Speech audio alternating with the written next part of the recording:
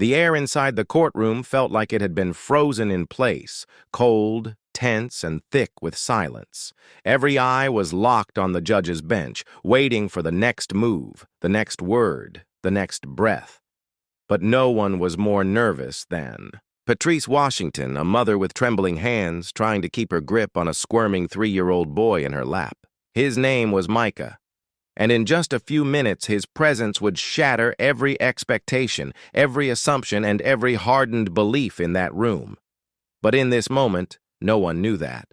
All anyone could see was a worn-down woman in a faded blue dress, dark circles under her eyes, her hair pulled back in a makeshift bun that had long given up on looking presentable. And they saw her child, small, quiet, and watching everything with wide brown eyes that carried a depth far beyond his years. Micah was born in struggle. His first breath was taken in a hospital under fluorescent lights while his mother signed welfare paperwork with one hand and clutched his tiny fingers with the other. Patrice had never known ease, only work, sacrifice, and the aching loneliness of being both mother and father, shield and sword, home and world to one small boy. 3 weeks before this day, that world had been torn apart by the click of handcuffs. It had been raining that night. Cold rain, the kind that stung when it touched your skin and soaked you all the way to the bone. The roof of their public housing unit had been leaking for months, but the city had decided it was now uninhabitable. They gave her 48 hours to leave. 48 hours to pack up a life, find shelter, and carry Micah to a future no one seemed willing to help her reach. Patrice begged, pleaded, cried, not for herself, but for her baby. And that's when Officer Daniel Reeves showed up. She remembered his face, not angry, not cruel, just tired. Tired in a way that said he'd seen too many broken things in his career and he didn't know how to fix any of them. He asked her to step outside. She refused. He asked again. She clutched Micah tighter. She told him she had nowhere to go. He made a call, then another. 2 hours later, there were 4 officers at her door. She was arrested for interfering with a legal investigation. They said she was obstructing city orders. That night, Micah was handed off to a family services worker who didn't know his name and didn't care to ask. That night, Patrice sat in a jail cell with tears in her eyes and no idea where her son was sleeping. And now here she was, on trial. The courtroom buzzed with low murmurs as the prosecutor flipped through a stack of papers, eyes cool and voice colder. Ms. Washington was made aware of the city's decision to condemn the unit, he stated. Multiple notices were delivered. She chose not to vacate. Chose. That word hit her like a slap. What choice had she ever really had? The public defender, a thin man with a briefcase too old and a tie too loose, made a brief case for compassion. Words like poverty, desperation, and lack of resources danced through the air, but they didn't seem to land. The judge's expression remained unreadable. Patrice could feel the sentence forming in the room like a storm cloud. And Micah? He just sat on her lap, swinging his feet, chewing on the sleeve of his hoodie, eyes darting around the courtroom, like he was searching for something invisible to everyone else. Then, something unexpected happened. Micah wiggled free from her grasp. "No, baby, stay," Patrice whispered, reaching for him, but he slipped down and toddled toward the front of the courtroom. Gasps erupted from the gallery. Security moved, but the judge held up a hand. Let him be. All eyes followed Micah, a small child dwarfed by the gravity of the room. He walked right past the defense table, past the prosecutor's towering stance, and then he stopped. He turned, faced the gallery. Then, slowly, he raised his little hand and pointed, right at Officer Daniel Reeves. The room went still, like the world had taken a breath and forgot how to let it go. The officer stiffened. He hadn't been called to the witness stand. He wasn't even sure why he was there, maybe out of guilt, maybe out of something he hadn't yet named. But now, standing under the heavy weight of a toddler's gaze, He felt more exposed than he ever had in his career. Micah's voice rang out in the silence. Good man. 2 words. Just 2. And they shattered everything. The silence that followed was deafening.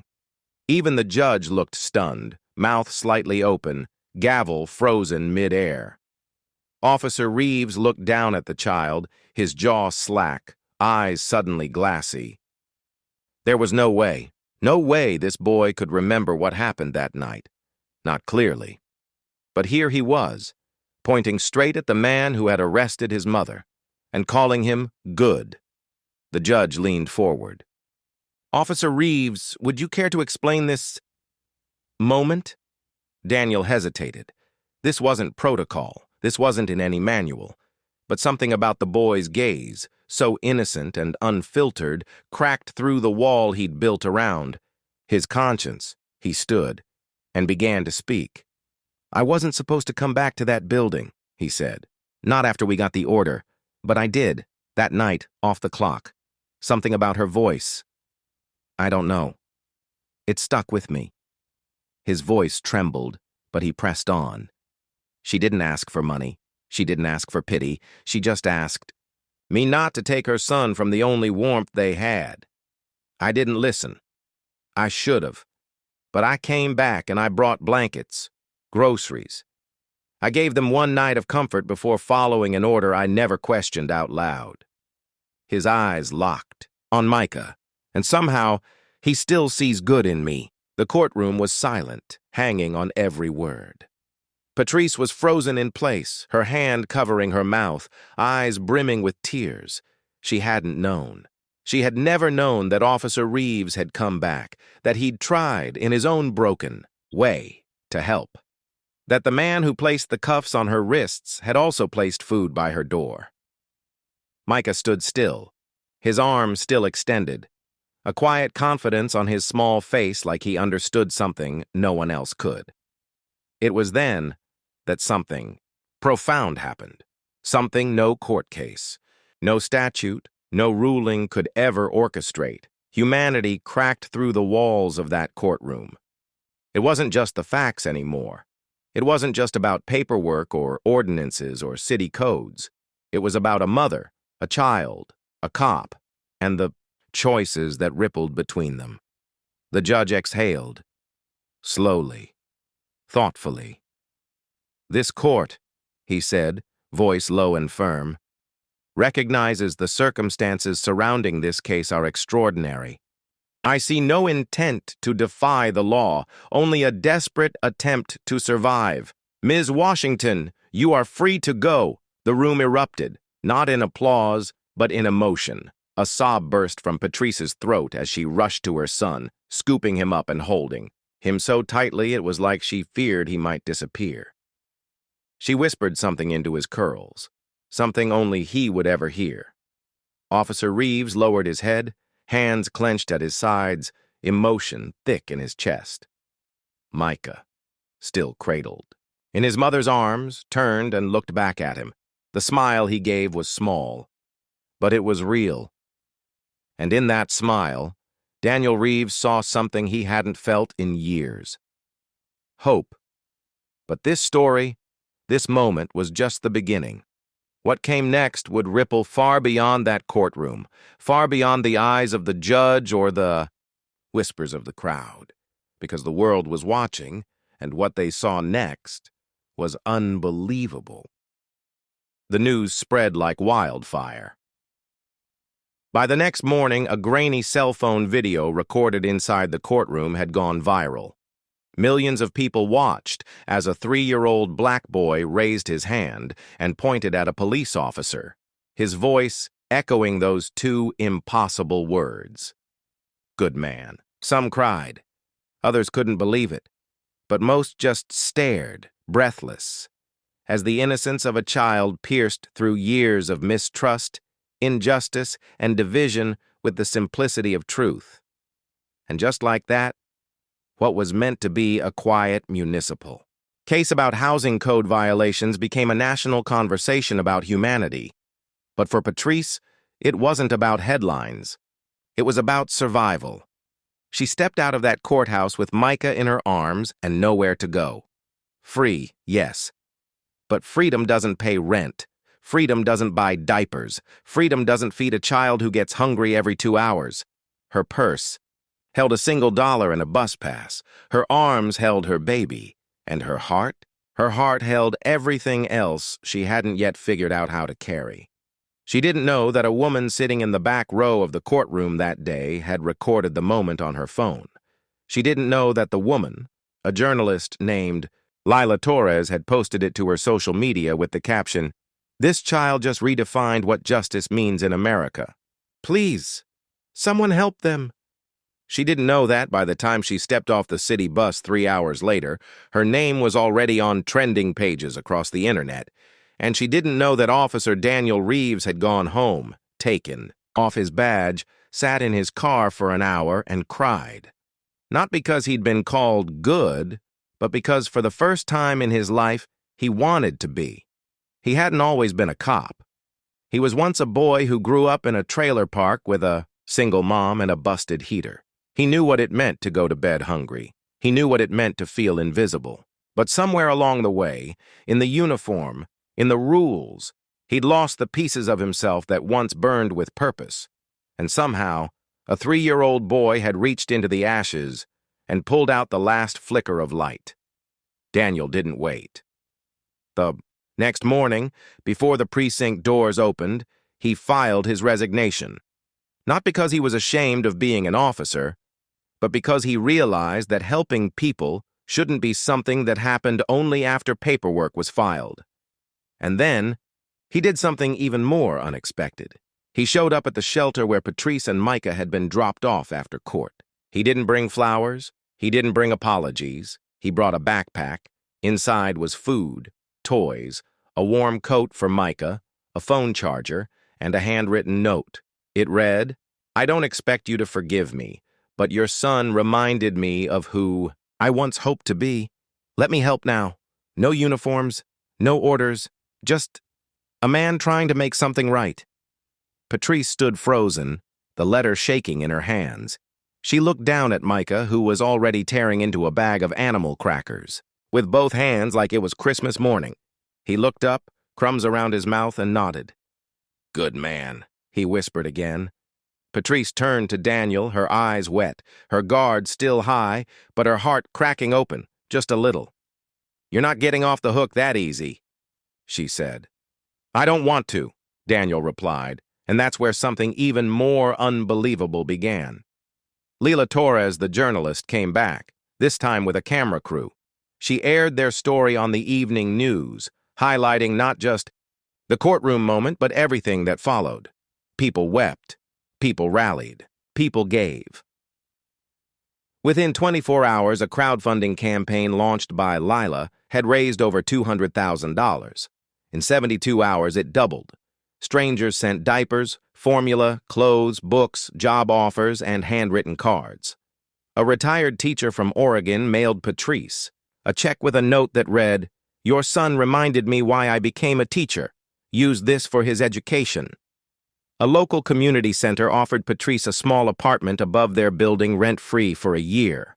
A single mother's scholarship program offered her a place in their adult education track.